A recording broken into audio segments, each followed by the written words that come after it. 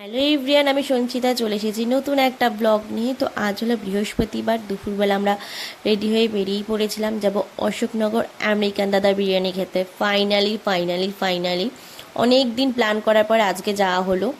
তো যাওয়ার আগে আমরা গেছিলাম পেট্রোল পাম্পে, কারণ তেল ভরতে হতো গাড়িতে।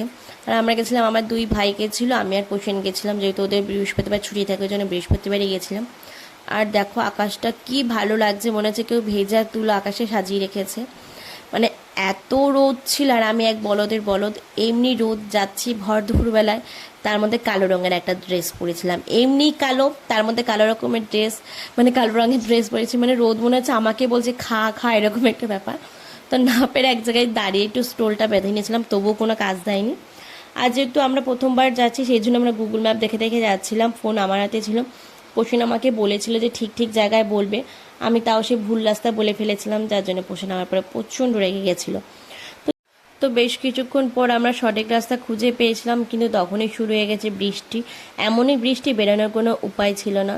তো না পেয়ে আমরা একটা টোটো পেয়েছিলাম, টোটোতে বসে পড়েছিলাম। আর মানে দেখো আমাকে তো তাকে বুঝতেই পারছো, আমি পুরো কাকস্নান হয়ে গেছিলাম ভিজে। আমি আর জিৎ বসেছিলাম টোটোতে, আর ওরা দুজন অন্য জায়গায় ছিল, মানে রাজ আর পোষেন। আর এমন বৃষ্টি, প্রায় আধা ঘন্টা ধরে বৃষ্টি হয়েছিল, আমার তো মাথাটা গরম হয়ে গেছিলো। মানে একে খিদে পেয়েছে, তার মধ্যে বেলা হয়ে গেছে, তার মধ্যে এরকম বৃষ্টি, ভেবেছিলাম তার যাওয়াই হবে না এরকম ভিজে ভিজে। কী পরিমাণে বৃষ্টি তোমরা দেখো। আর টোটো নিয়ে তো সে আর এক কাণ্ড, বাপরে বাপ, আমি কোনোদিনও ভুলবো না। তো যাই হোক, বৃষ্টি কমার পরে ফাইনালি চলে এসেছিলাম আমেরিকা দাদা বিরিয়ানি খেতে। মানে আমি মনে হয় শেষ ব্যক্তি যে গেলাম, মানে সবাই চলে গেছিলো। তো যাই হোক, গিয়ে আমার ভিড় দেখে তো মাথা খারাপ, তখন বাজে 3:30 কি 3:45 ওরকম ভিড়। তো ওখানে গিয়ে আমাকে দাঁড় করে ওরা গেছিলো গাড়ি পার্কিং করতে, মানে গাড়ি পার্কিং করে এখানে এসেছে, তখন দেখি এখানে দীপঙ্কর দাদা দাঁড়িয়ে রয়েছে সেখানে, তার সাথে সবাই ফটো তুলছিল, ভিডিও করেছে, কিন্তু আমার লজ্জা লাগছিল, আমি তার জন্য লুকিয়ে লুকিয়ে ভিডিও করেছি এটা, যদিও বা। তো আমরা যখন গেছি তখন দেখি একটা হাঁড়ি, মানে নতুন হাঁড়ি নিয়ে আসছিলো বিরিয়ানির।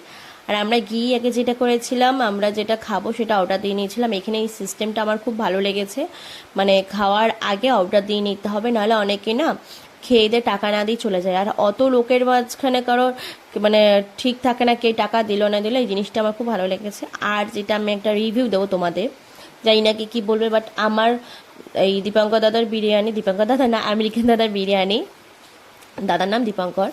তো কোয়ালিটি আর কোয়ান্টিটি দুটোই খুবই ভালো, আমার তো খুবই ভালো লেগেছে। মানে এখানে এক প্লেট, মেয়েরা কখনো এক প্লেট খেতে পারবে না, ছেলেরা খেতে পারবে, এতটা পরিমাণে দেয়।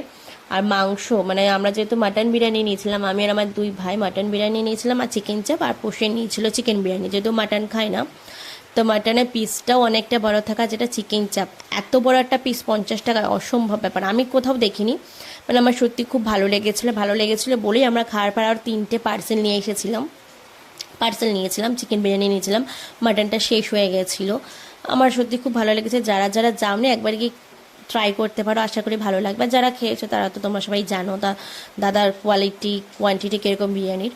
তো আমাদের খাওয়া দাওয়ার পরে দেখলে পার্সেল নিলাম, তারপর আমরা বাড়ির দিকে আসলাম, প্রায় 5টা বাজে, অনেকটাই লেট হয়ে গেছিলো বাড়ির দিকে আস্তে আস্তে, কারণ বৃষ্টির জন্য প্রথমত দাঁড়িয়েছিলাম, তারপর ওখানে প্রচণ্ড ভিড় হয়। মানে আমার ওভারঅল খুব ভালো লেগেছে, 10-এ আমি 10ই দেবো দাদার বিরিয়ানি। আমি যদি অন্য কোনো বিরিয়ানি খাইনি, এটাই খেয়েছি, আমার কাছে ভালো লেগেছে।